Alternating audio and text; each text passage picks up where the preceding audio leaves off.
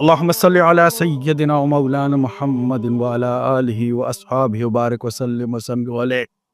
زمون مرشدی و مولائی الحسن والحسینی دین تبلیغ پسنگا کو هغه به راوړ خپل کتاب فخر موجودات رحمت للعالمین باعث تخلیق کائنات حضرت محمد عربی صلی اللہ علیہ وآلہ وسلم اسم مبارک موجود دی.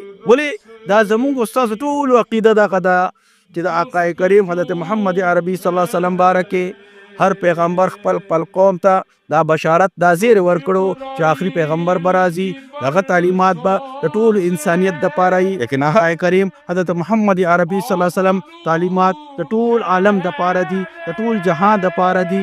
ولی چې هغه آخري پیغمبر دی او آخري پیغمبر د ټول نسل انسانیت ته پاره دی. هغه باره کې قرآن مجید فرقان حمید سویدی سراج منیرا بلځه کې وما ارسلناک الا رحمت للعالمین بلځه کې ویلي دي قل یا ایها الناس انی رسول الله الیکم جميعا. نسل انسانیت ته پاره آقا کریم حضرت محمد عربی صلی الله علیه وسلم رسول هم دی، پیغمبر هم دی، خادم دی، رهبر هم دی، معلم هم دی، کمانډر هم دی. د ژوند ټول اړخونو چې کوم محور او مرکز دی هغه خادو جهان محمد عربي صلی الله علیه وسلم. هغه شان دي زمونږ مرشدي او مولایي الحسني والحسیني طریقه کار څو ورته ستا خپل کتاب راواخله. نو چې کله هغوی د تبلیغ اسلام دا کار شروع کو نو غټ غټ پنډتانو پنډت راچپا سوامي غونتی یو غټ پنډت هغه راغې هغه وایي چې زه ستا په لاس باندې دین قبلوم تا خو زما ته یو رڼا راکړه. پنډت راچپا سوامي بیا خپل ژوند وخب کو دغه نوم رفیع الدین دین دپاره خپل معرفت پیش کو هغه دین خورو تعلیماتو دپاره دغه شانتي هغه پنډتانو بیا په هغې تعلیماتو باندې اوس هم عمل کوي.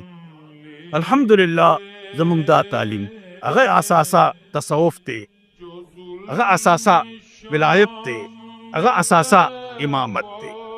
ولی دین اسلام بخوری کی څنګه تحقیقو کې په هر کتاب کې د آقا کریم صلی الله علیه وسلم نوم موجود دی. نو مونږ دغه تعلیماتو طریقه داوا چې مونږ به صرف څه کو عرفان زمانہ زمونږ کار اتحاد بین المسلمین، زمونږ کار د جهاد فی سبیل الله دا اجاگر کول. غزوة الهند دپاره زمونږ دا مشن دی، دا طریقه کار دی.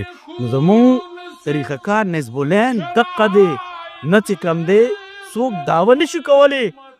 کافی او شافی یو وجود دی د دې ټول کائنات عالم محور او مرکز حضرت محمد عربی صلی الله علیه وسلم دی تر قیامت پورې. او شافی محشر بم آقا کریم حضرت محمد عربی صلی الله علیه وسلم وجود بئی.